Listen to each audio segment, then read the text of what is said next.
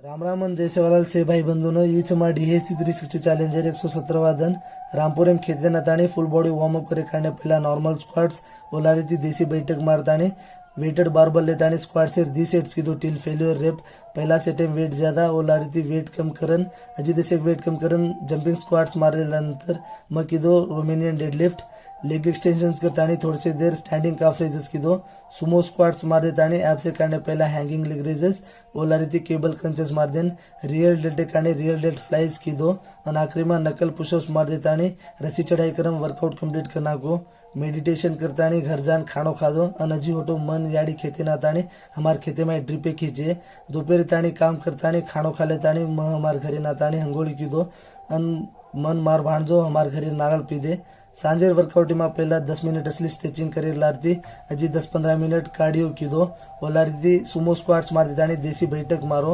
ओलारती jumping देसी बैठक मार देतानी म जंपिंग लंजेस की दो ओलारती थोड़ी सी देर एब्सेर हिट करे काने यदि एक्सरसाइज की दो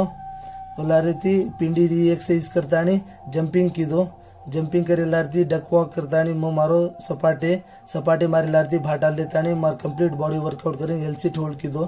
एल सीट पुलअप्स करतानी ई एक्सरसाइज करम वर्कआउट कंप्लीट की दो घर जान हंगोड़ी करतानी खानो खान बाकी सेट आस की दो ई चार्जर सेल्फी बोलो जय श्री राम जय सेवालाल।